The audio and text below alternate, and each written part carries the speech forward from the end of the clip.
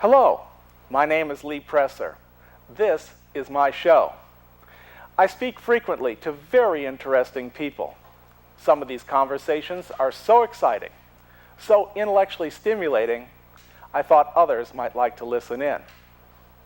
This is the reason we started recording Conversation with Lee Presser.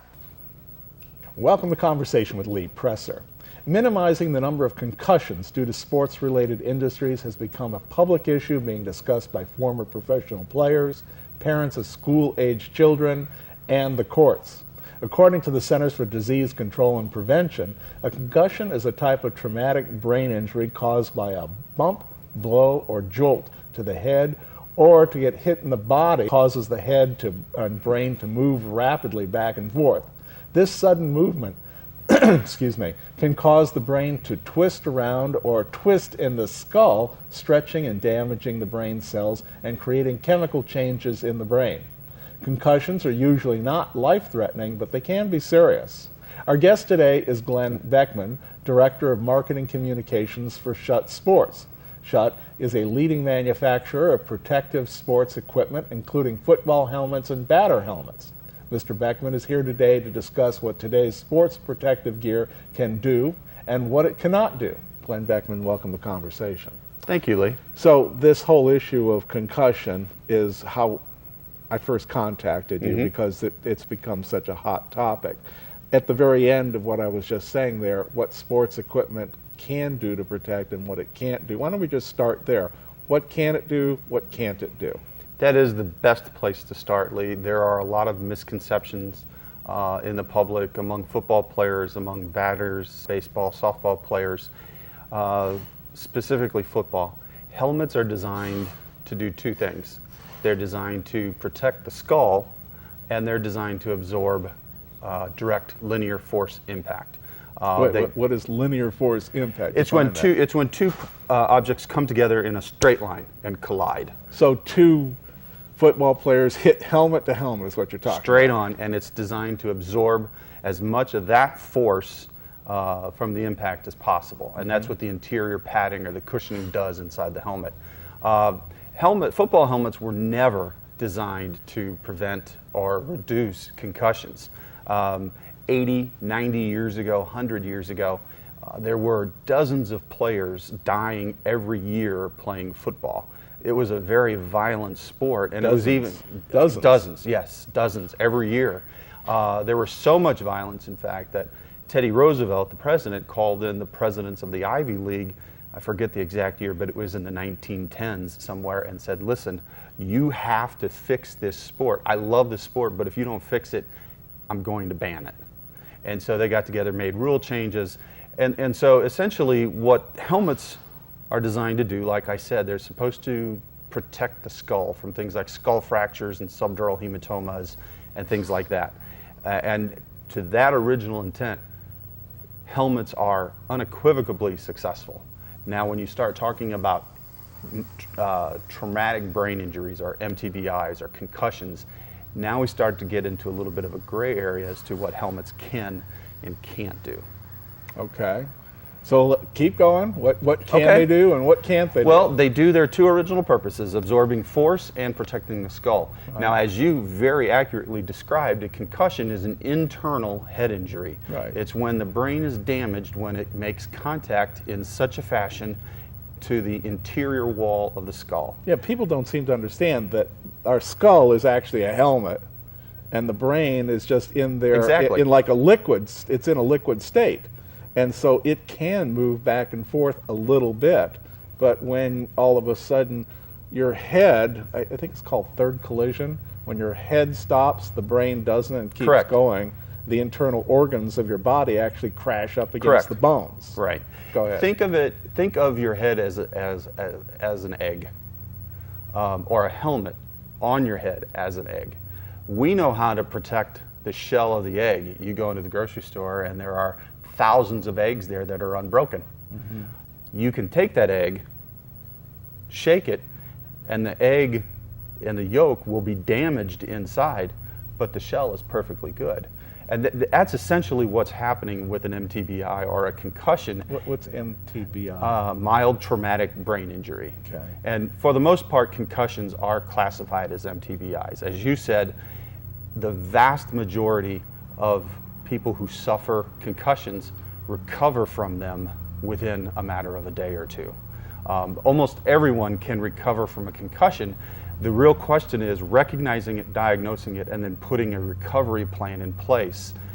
If a person or a player who suffers a concussion returns to active duty, so to speak, whether it's playing or even work, and they suffer another head injury before the first one is healed, that's when the real seriousness kicks in. So it sounds like concussion is almost like a bruising. Like in many respects. When you hit yourself and you got this big black area, and then you go out and then you get hit again. Right. That makes it even worse than it was before. Yes. So your brain has actually been bumped up in the same way that your arm has been bumped up, only it's on the inside of your skull. It's now bruised, and it needs time to unbruise, to repair itself. And that's really the elephant in the room. The injury itself, and I have many people I know who are doctors or medical professionals or certified athletic trainers who agree with this. The injury itself is not the big deal. It's the recognition of the injury and doing what's appropriate when you realize that there is an injury in place. And that means everybody, the parents, the coaches, everybody has to be willing to say, John, Sue, you have a concussion, you have to sit now until you're cleared to play. And that return to play protocol is really what's important. And of course, you've got eager players who, that's what they want to do, they want to play. And coaches, if they're a star, who want them to play. Correct. So what's being done to do what you just said, time out? How is that being trained into the player and the coaches? A lot of things are being done. All 50 states have what are now called Lystet laws, and that's named after a young man in Washington who died from a brain injury playing football. And these laws put into place requirements for all state-sanctioned organizations, specifically high schools and maybe even some colleges, that if a player is suspected of having a concussion, these protocols have to be followed. It takes the coach, it takes everybody out of the equation. It makes it official. This is what you have to do. Now, can it go farther? Can it go down into youth football? Probably, but there are no governing bodies covering youth football. When you say youth, what grades or ages are we talking about? Kids start playing football 6, 7, so you're talking 8 years old. Before high school. Before Right, high school grade. right. Even though the vast majority of concussions are suffered in high school, and of those injuries, most are suffered in practice. And so that leads to another aspect of football that has been changing rapidly the last couple of years, is reducing the number of times these players are actually in full contact. And that makes sense. If you're going to try to reduce the number of exposures a player has to possibly receiving an injury, it stands to reason that that is a real good way to reduce the number of injuries themselves. Mm-hmm. So I believe right now Illinois has reduced the number of full contact days to 2 per week. There's no more 2-a-days during the summer, all kinds of different things like that. And we're doing, as an industry, we're doing a much better job of educating coaches and players. When you and I were playing, it was, hey, Glenn, get your butt back up there, rub some dirt on it, go to the sideline, take a play, now go back in. Mm-hmm. They now know that that's potentially an injury, and they get the kid out, they have him looked at by someone who knows what they're looking for. Like an MD, or we're talking well, about like a trainer, usually. Trainer. And these trainers are trained? Mm-hmm. Yeah, and really, one of the things that I really advocate in terms of if you want to make a difference in reducing concussions, you've got to have certified athletic trainers at all times for every practice, every sport, every game. And I realize that's a blue sky scenario for many school districts because they simply can't afford to have those. but it's really something that school boards and districts really should be targeting as a goal. Because if those guys can recognize the potential injury on the field and get the kid off and get him into the return to play protocol, the severity of these injuries will decrease dramatically. So right now, Lee, what you have, 80% of all concussions, give or take, will themselves within 1 or 2 days. Of the remaining 20%, 80% of those will resolve themselves within a week or so. And of the remaining 20% of that, those are the numbers, those are the outliers, if you will, where there's really severe problems. And if we can reduce the number of kids and players who are suffering the injuries in the first place or suffering a repeat injury, I think we'll make a lot of progress in reducing the overall number of injuries. So it sounds like what you're saying is less than 5% of people who have concussions in the first place, it's going to be really, really, really serious. Right. Now, here you've got your quarterback. He's standing there. He's getting ready to throw, right? And all of a sudden, boom! He gets hit from the back or the side or something, and you just see him just, his head's flying around. As I understand it, that is another method. You don't have to hit helmet to helmet. Absolutely not. You could get a body shot and have your head go flipping around, and that all by itself. Talk about that. It's the whiplash effect. Like in a car accident. Exactly. You get hit, you're running full speed downfield. You're 220 pounds and you're running full speed downfield, and you get hit in the chest by a guy running the other way, 220 miles an hour, or 220 pounds, running full speed, and he hits you square in the chest. Your brain and your head are going to keep going. And so then you get the whiplash effect. When it finally stops, it's going to rebound back. And so you haven't been hit in the head, and it's very possible that you could suffer a concussion that way.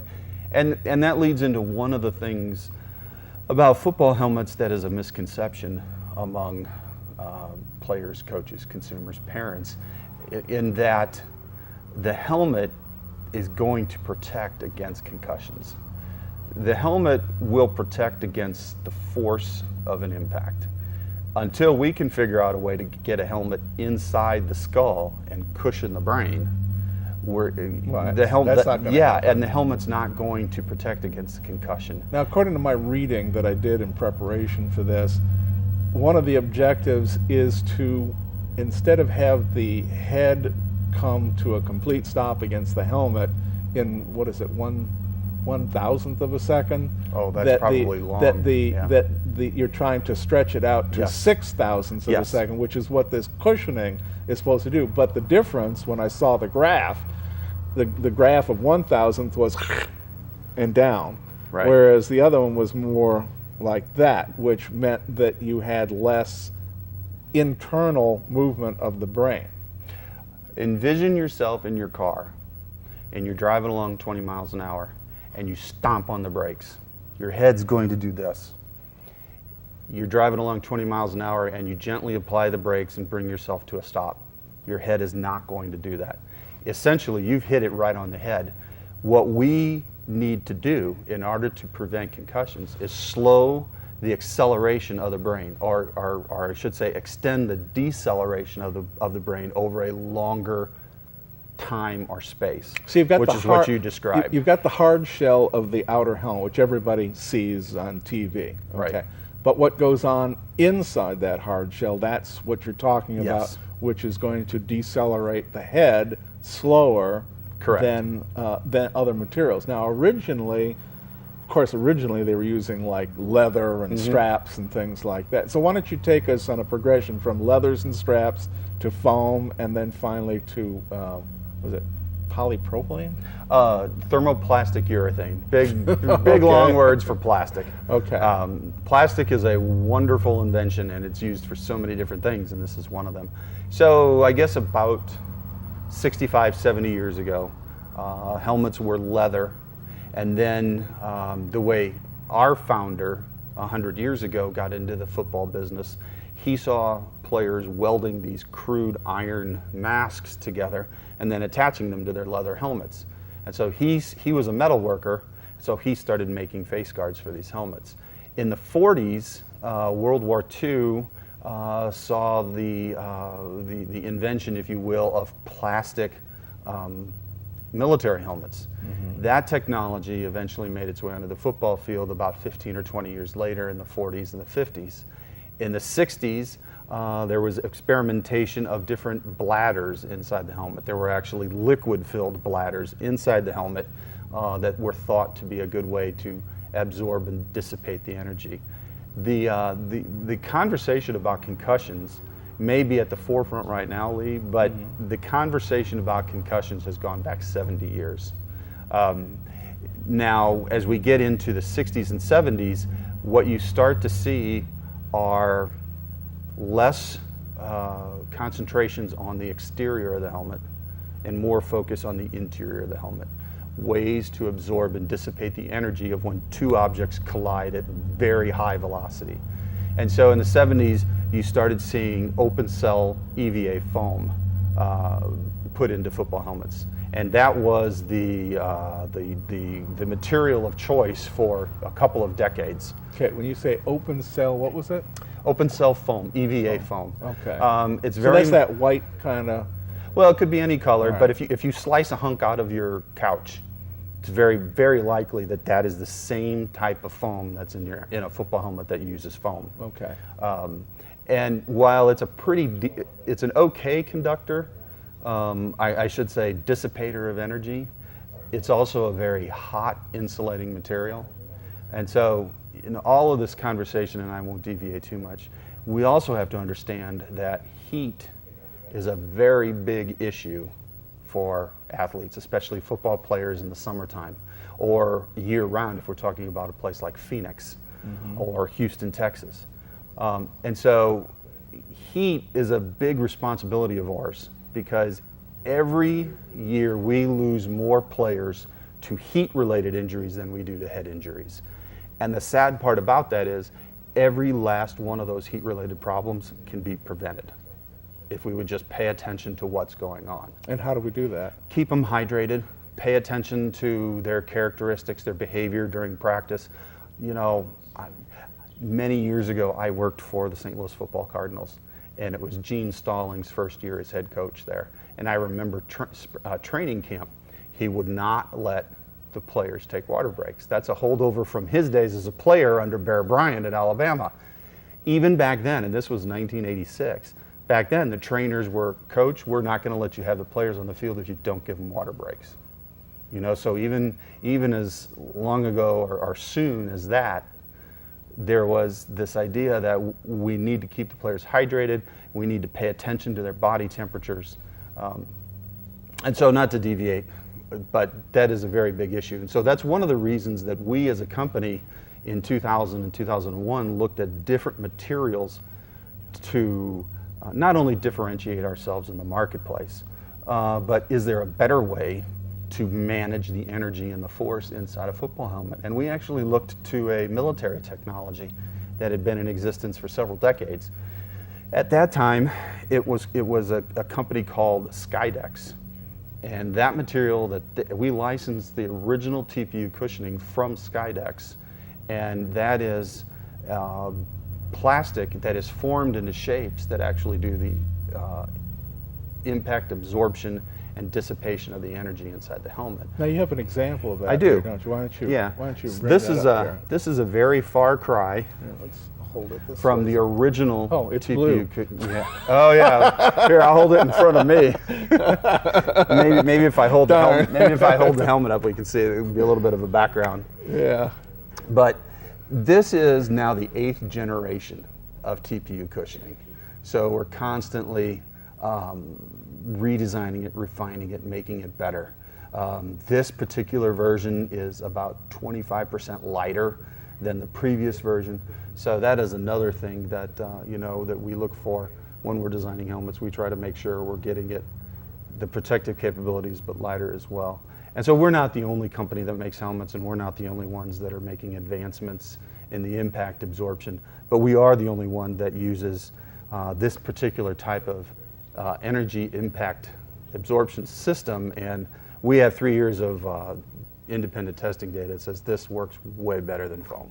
Now, some of my reading said that in some materials, they're like one use. Boom, you hit your Correct. head and it uses the energy absorption, and that's it. That Right. helmet's done. Might as well throw it away, or I don't know, Right. maybe you can change out the innards, but it's like throw it away, start over again. Then there are Correct. others, like this one here, that you can repeat. They will re-expand themselves. Is that correct?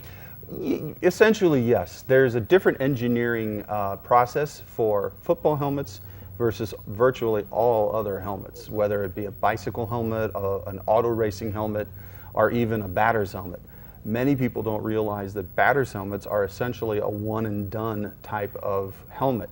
If a helmet absorbs a significant impact, so if a kid is batting and he gets hit in the head with a 90-mile-an-hour fastball, that helmet should be replaced. Auto racing. Even at the profession, like when you Yes. see the Cardinals, Yeah. when somebody gets If you hit. if you take a high-speed camera and slow down the action of what's happening to that helmet, the helmet, when it concaves, actually deforms, and you can see the deformation ring around where that baseball hit afterwards, because it's essentially, if you take a piece of plastic and bend it like this, you'll see that little line in there. That's essentially what happens to a batter's helmet. And so now the structural integrity of the helmet has been compromised, and so you need to get rid of it. Most people don't realize that about batter's helmets.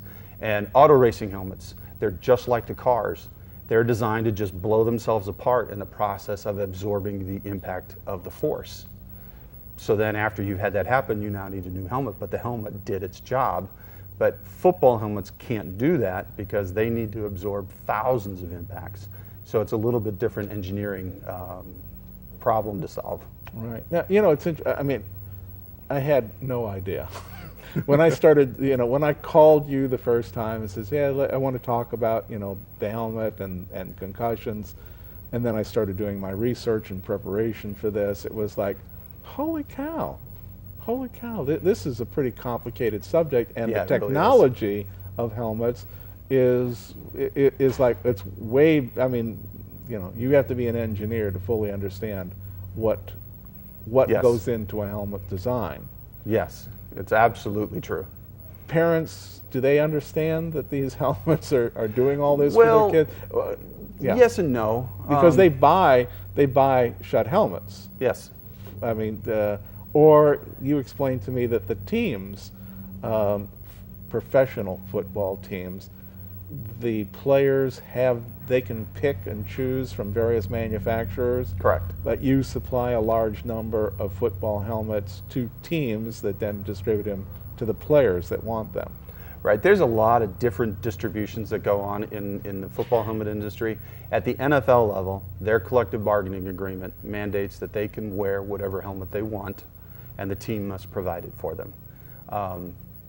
And so right now we have approximately 50% of all skill position players in the NFL wear our helmets.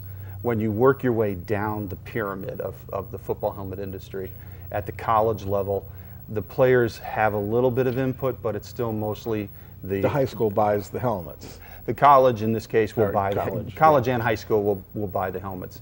The NCAA college players have a little bit more say about what they want to wear. The equipment staff will say, "What did you wear in high school, Lee? Do you want to wear that? Did you have any problems with it? Did you have any injuries with it? Well, what do you think about this?" And they might suggest a different helmet. At the high school level, again, it's the team buying the helmets, or the school, and the coach most often will act as the equipment manager. So he's the one who's making the decision. The high school players have even less say about what helmet they want to wear. Now, they may lobby their coach and say, "Coach, we really like these Schutt Vengeance helmets. We really want you to buy some of those," or whatever the case is. And then at the youth level, you actually do start seeing parents stepping in and buying helmets for their kids. Every program is different. Some programs provide helmets, some programs provide helmets, but they're not very good, or they're cheap, and so the parents will step in and buy helmets for their kids. So we sell to the schools. We also sell to Dick's Sporting Goods, what we call big box for the sporting goods industry at Dick's Sporting Goods, a Sports Authority or Hibbett's or whatever the case is, and then they will sell to the parents or to the players. In the last 3 minutes that we have here, is there anything that you wanted to cover that I haven't asked you about yet, but you think is important for people to know? Well, what I tell everyone, Lee, no matter what football helmet you buy, whether it's from me, from Schutt, or from someone else, there's nothing even close to the importance of that helmet fitting properly. And it's not just, hey, you look like a large, slap the helmet on and move on. It's a process, to borrow the prop again, it's a definite process of figuring out it needs to fit back here properly, it needs to fit here properly. And that is the absolute most important thing that an individual can do, is make sure that that helmet is fit properly. And not every helmet fits every kid or every player. So there are some helmets will fit a kid's head shape better. So if a Riddell helmet fits you better than a Schutt helmet, I'm going to tell you to buy the Riddell helmet because that's the most important thing for you. Now, you don't customize your helmets then? You have a standard design and that's what you're selling? We do customize in a sense. Now you have an air bladder in the helmet that gets inflated and that will mold around the player's head shape. So in a sense, you could say every helmet is custom. But not the points that you just pointed out. No. Those are not customized. Correct. That's your design, and if Right. somebody else has a different design that works better, then that's why they would go with that. The principles will be the same, but you might achieve those principles a different way. Now we can customize with different types of face guards and different chin straps and things like that. But in terms of the design of the helmet structure, no. All right. But of course, the innards is what's the most important part. It's what's on the inside that counts. Right. And anything else that you wanted to cover? No, I appreciate the chance to have this conversation. It's one of my jobs, I feel, is to make sure that the public understands, as way back when we started the show, when you said, what can helmets do and what can't they do? And that's a very important distinction. Before we started, my floor manager over there was saying that he felt, based on conversations, that the football industry may be in serious trouble and may not exist at some point in the future because so many parents are saying, don't want my boy involved in football. And in about 30 seconds, would you like to answer that? It's not doomed. Football has gone through this several times before. And the cynic in me says there's way too much money being made by way too many people for football to be allowed to terminate, I guess you will, or go out of existence. There's just too much money being made, and they'll figure out a way to make the game more palatable for those that don't like the way it is currently. And then we're working to try to make the game as safe as possible 24 hours a day. So, well, and we're done now, but there's way too many people I know that couldn't survive the fall without football. They have trouble at the end of the season. oh yeah. Yeah. Well, thank you very much for being with us. And to my audience, I've been speaking with Glenn Beckmann. He's from Schutt Sports. We've had some contact information up on the screen. This program is going to be uploaded to YouTube, so if you didn't see it all or if you want to show it to somebody else, just go to the YouTube, search Conversation with Lee Presser, Glenn Beckmann, and you'll find this. We'll see the rest of you next time. Bye-bye.